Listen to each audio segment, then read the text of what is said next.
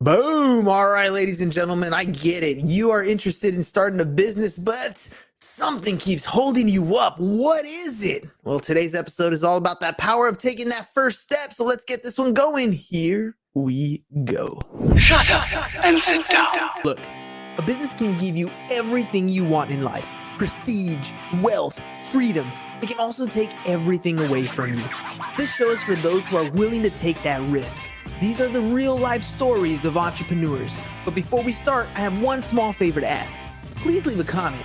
It can be advice, critiques, tips, feedback, or share this with someone because your engagement is the most valuable and most powerful form of social currency. So thank you, and welcome to another episode of Business Boss! Hey, we have a very special guest joining us. This guest might describe themselves as an average person, average height, average build, and average intelligence, but don't let that fool you. They have a remarkable journey to share, one that proves that success isn't about being extraordinary from the start, but rather embracing your unique path. They're here to inspire those who aspire to start their own business, but feel overwhelmed and unsure where to begin. Our guest is passionate about helping people who want something more but don't know how to get started. They understand the challenges and fears that come with entrepreneurship, and believe me, anyone can overcome it with the right mindset and support. So today, we're going to dive into the stages of that normal startup and explore practical strategies for navigating those early hurdles. Let's get ready to inspire and empower with our guest, Mr. Chris Dale.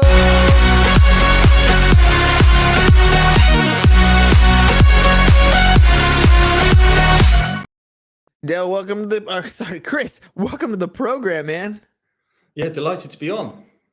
All right, let's jump into this. I know I've interviewed over 1,000 entrepreneurs, and oftentimes the most difficult thing is those first couple steps. We get a great idea, we think about it, we ponder it, we go into every nook and cranny, and then paralysis of analysis steps in, and we don't actually take the first action. So I'm going to ask you, what was your first action? What was the first thing you did to get yourself going, and how did you get to where you are today? Mine was slightly different. Mine came from unbridled fear that I was setting up a business with a partner. Had 6 months to do it, got 5 weeks out, and my partner bailed. And I had one paycheck and 2 kids and a family and a credit card and a 4x4 that I didn't need from the lifestyle I'd previously had. And there's something, what's the right word for it? Enlightening to go, oh my God, I'm going to have nothing and I've got bills to pay. So mine was slightly different from a lot of people who do it on their own time and their own pace. I had to just get on with it, and that unbridled fear kind of pushes you to take steps you wouldn't normally do. Yeah, the necessity is the thing that kind of pushes a lot of entrepreneurs. You literally have to solve a problem. Your problem was actually putting food on the table and making sure you had a roof over your head. So how does an average guy who just started, has everything facing against him, turn it around? How did you do that? Like anyone, when you're setting up a company, you look at the huge successes in the marketplace. You look at a Facebook or a Google or Airbnb, or pick the big names, and think, God, I can never have anything like that. When actually most people don't want something like that. They just want a little something for themselves. And because I had such little time, the first step I did was, I'll look on the internet, right? That's where all the answers are, good or bad. There's answers for everything. For a small business just setting up, I thought I was pretty good on Google. I could find nothing.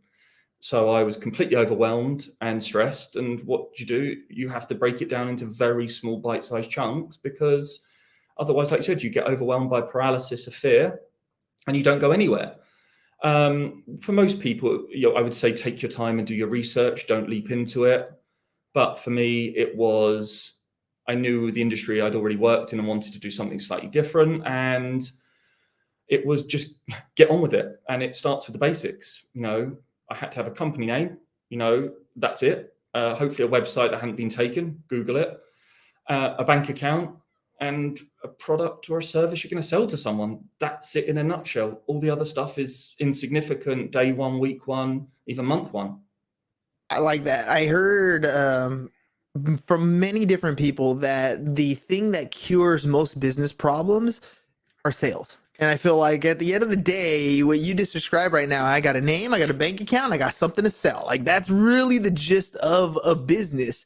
And at the same time, even though the fundamentals of that is so simple, people still feel that overwhelming feeling of where to start. And even though you laid it out in simple pathways, right? Do this, do this, do this, and go. The go part is the part that people kind of freak out and panic on. You're a little bit different. You had that the necessity to put food on the table. But when you're working with people, how do you get them into that action step? How do you get them to kind of take that initiative to actually make the sale? Because I think that's where a lot of people freak out, right? It's the do I ask for the sale? Yeah, I think before you even get stage, it comes down to doing something you're great at, because sales then come easier rather than something you love. You know, if I was doing something I love, I'd be playing soccer, football, or, you know, riding roller coasters for a living, you know, things I love. Not much money in either of them, and I'm not talented enough to play football. And then ask yourself why you're doing it. Because if the why is, like I said, to put food on the table, you find a way to do that sale. You do it 100 times and 99 people won't work with you. By the 100th time, you are amazing at it because you've been rejected so many times. And it's trial and error, right? You know, when you first do it, you're rubbish at it. I can't name anything I've ever done in my life, I'm ashamed to say, that I've been good at the first time I did it. You know, it's just the way of the world, right? Not even walking, man. Even walking, Yeah. we trip and fall until we get it right. Yeah. So, like I said, what with the product you're selling, it's going to be rubbish. It just is, because you haven't ironed out the kinks. You haven't really 100% sorted exactly what you're doing or how you're going to do it or the back end of it. You just need someone to say yes. That's it. You know, just one person to say yes and then work back from that. Even You Can Start a Business is the book that you are promoting here today, and it's for me. I've worked with a lot of different people and even students. So I teach a high school course, and I have a lot of 17-year-old kids, and it's difficult for me to get this message across to people when they're not really maybe willing to jump into this space, right? The entrepreneurial journey is not something that everybody is built for. When you have this book and it says, I mean, even you can start a business, and we're literally talking about how most people aren't going to know what they're going to do. As long as they have the product, they can move forward. Who are you targeting for this book, right? Like who's the ideal audience here that we want to be able to listen, to learn, and to implement? So I didn't initially write the book because I wanted to write a book. I did it as a bit of so I don't go crazy when I set up the business, writing down the bits and bobs along the way for my self-preservation more than anything. And then it's written for people just like me. There is nothing special about me. Like you said in the podcast, I'm average height, average build, divorced parents.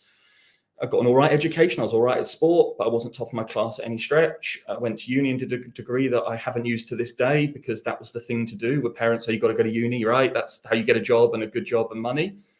And I definitely wouldn't have done it now. And I got a below average degree and then fell into a job in sales. And a lot of people don't know what they want to do. And that's what holds them back a lot of the time. And then what happened secondly is obviously lockdown hit everyone, and everyone was making banana bread or doing yoga or whatever, you know, the hobby was, you know, out in the garden, especially in England with a bit of sunshine. Everyone had this hobby that they liked.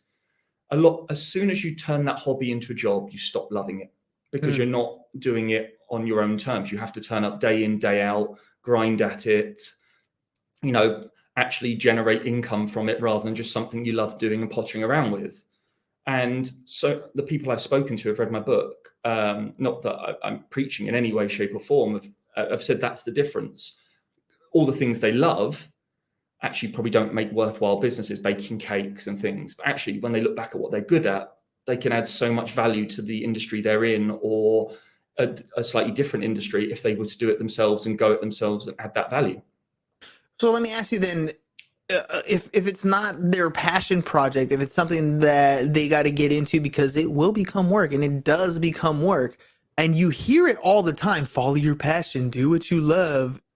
What advice are you giving that either contradicts or supports that? Because at the end of the day, when people are thinking about their business, they always revert back to that first thing. What am I good at? What do I like? But what you're saying now is like, that doesn't necessarily mean that's the business model. No, I think like I like stuff I'm good at, right? So if I'm really good in a particular industry, I like it more because I like being the best at what I do and getting results and feeling good about myself and going home and feel like I made a difference. That will naturally fall, you'll naturally fall into that. Scott Galloway says, do something you're great at, not something you love. And that's where a lot of students get it wrong. They go and do degrees in things they think they're going to be really enjoy, and they come out and go, oh, okay, I can't really do anything with that. I love talking about it, but the real world just isn't that way. Mm. So are we thinking products versus services? Are we thinking digital versus physical? Where do you stand as far as when people are thinking about starting a business? Where should they focus their attention on something that's going to give them that return? I guess because my question is always, an entrepreneur has a dream. They have this idea when they first get started, and where it's going to solve all their financial woes. They're going to be able to have all the freedom and time in the world. And then reality slaps them in the face like you're describing, and it becomes work. So what kind of business can I start? What kind of things should I go to? Where do I begin?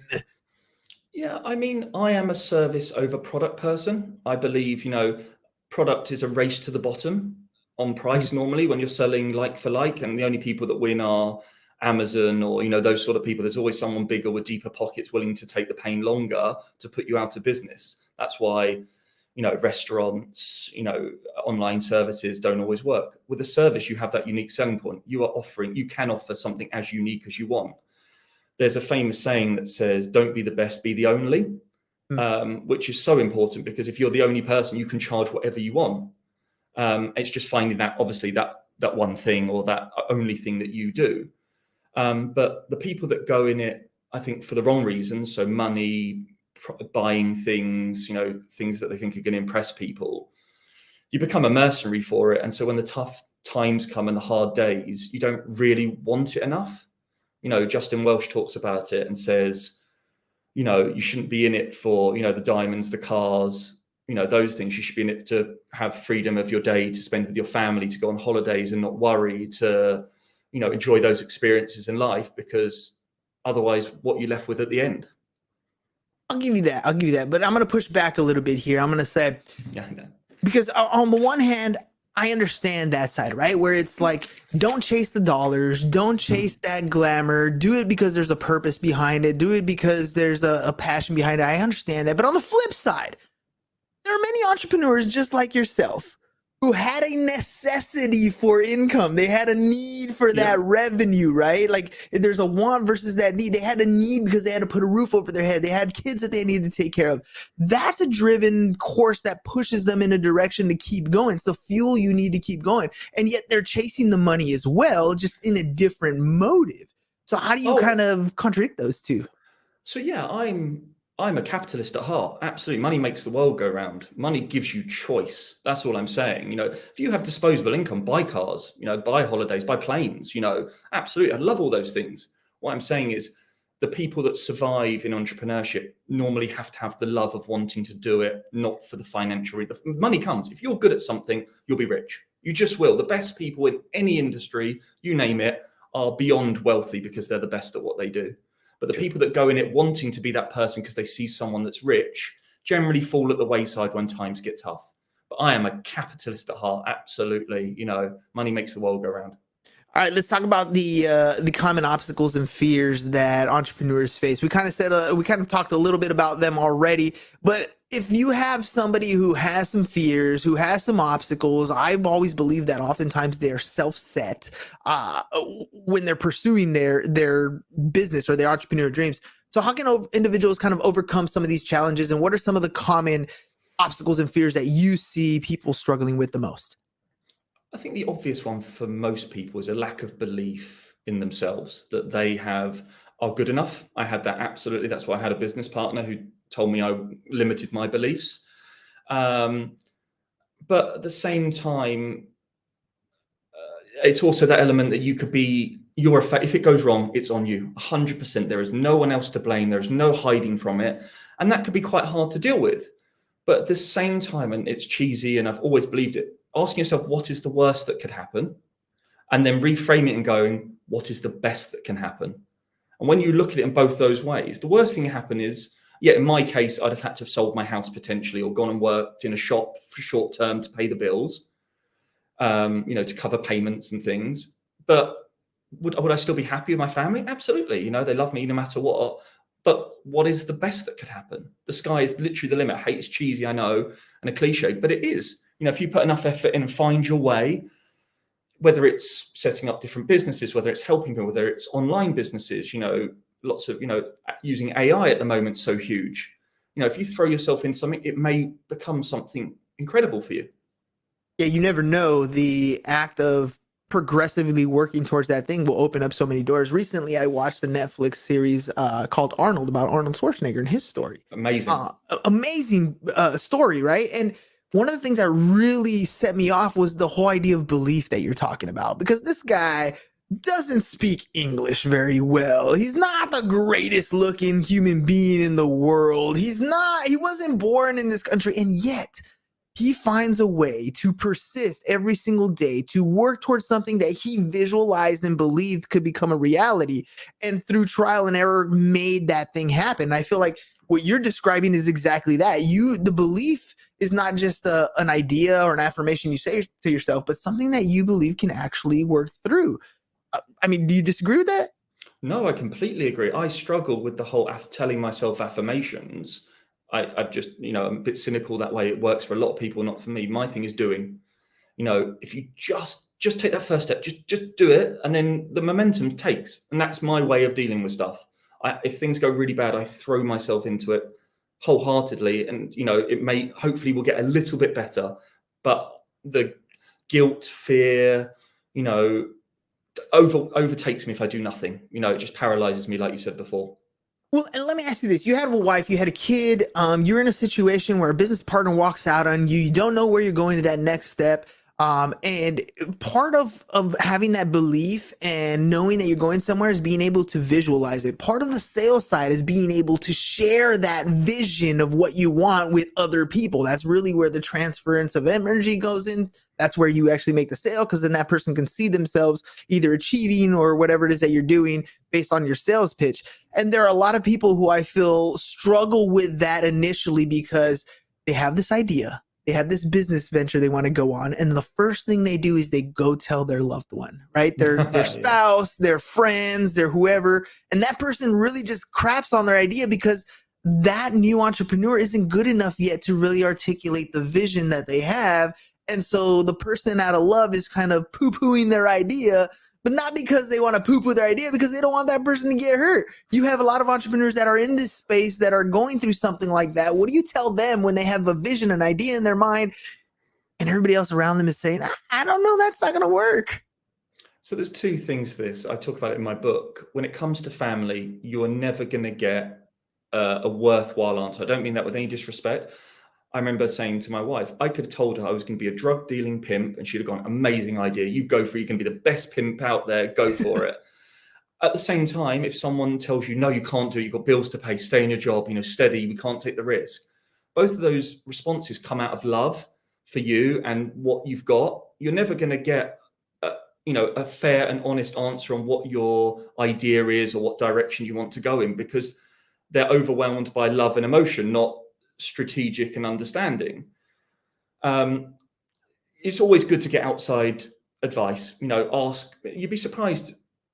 Everyone knows a business person or someone that's done something. What's the harm in asking again? I go back to this, but if you want to say, I've got this great idea, and you know what, if it's really out there, people are never going to understand it, and you have to believe in yourself that there is a gap in the market, or B, that you're just good enough or better than what's out there to do it. And it comes back to that reinforcement, motivation, and faith. But you can get good advice out there. I've got a colleague of mine that's about 7 years ahead in business, and I can't ask about everything, but I look up to him in certain ways, and he was a real good sounding board. A bit conservative for me, I'm not going to lie, but I got what I needed from him, and the knowing that I wasn't doing something completely ridiculous, but also he didn't fully understand it. So away you go. Yeah. What about that? I mean, that's essentially the start of a mastermind team, right? This is the start of you being able to surround yourself with people who are much more like-minded as to where you're trying to go and what you're trying to accomplish. And not just that, they're people who've actually done it, right? And you're starting to use them as a soundboard. Oftentimes when people get started as an entrepreneur, they feel that lonely feeling of, "Oh, I'm in this alone. There's nobody else here. That guy that's super successful, I don't even know how to get in contact with him." How do you start to build some of these masterminds to learn from some of these people if you've never been in this industry or in any industry before, and yet you're trying to start a business there? So you'd be surprised how often people are willing to help. People are scared to ask, and I did. So obviously I had a mentor at my previous company. And then when you set up your own company, you are on your own. It's one of the most lonely experiences possible because you're in charge of every decision. You can't tell your staff really what's going on when you're running low on money or had a bad day. And, you find a lot on social media and not influence, but experts in their field. So I always try and surround myself with much cleverer people than I am. You learn so much from other experts, and then I try and involve myself in different facets of my life. So whether it's social media, I've got a guy I'm working with who is incredible, blows my mind every time I speak to him, giving me advice. I've got a person that helps me with gym, and exercise. Why would I try and find it myself when there are people out there willing to help you, who are the experts?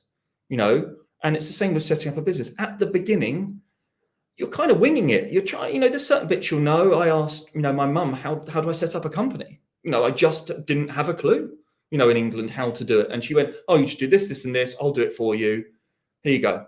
One thing off my list. And if I hadn't asked, I'd have dwelled on that and not concentrated on finding a client, selling them a service, giving it a company name, the bits I could control. And I've had a couple of people reach out to me on social, young, much younger than me, in their 20s, asking little things like that. And actually, they're way ahead of where I was. They're just looking for reassurance and know that they're on the right path. And I find people are generally good at heart. They are. And that's one of the magics I feel that having a podcast has allowed me to do, is to ask the questions of experts who are literally doing things that I find phenomenal or things that I find interesting, because it's a cheat code. I was able to read their books. Sometimes I'm able to get them on the show and then ask them questions. And then sometimes you're able to develop relationships so that you have continuing text message, email conversations to be able to bounce things off of later down the road. But sometimes to get some of these mentors and get some of these coaching, it takes some initial capital. And I know entrepreneurs at the very beginning are bootstrapping everything they do. What advice do you have for startup entrepreneurs, people who are starting, who want to start a business, but are in your situation? They don't have the money. They got one paycheck. They got to pay some bills. They don't have this capital to get started. How do they go? How do you get them to, again, take action? It's a tough one. Like I said, I broke it down to really small bits, and that sounds really silly. I'm not reinventing the wheel. Like I said, my book isn't a get-rich-quick scheme or a system in which to make you a success. It was all the things that happened to me for the last 6 years. Just everything at the different stages of running a business. So from start, there's a whole host of chapters on all the crap I dealt with or completely failed at, or recruiting staff, or asking for business, even your first day.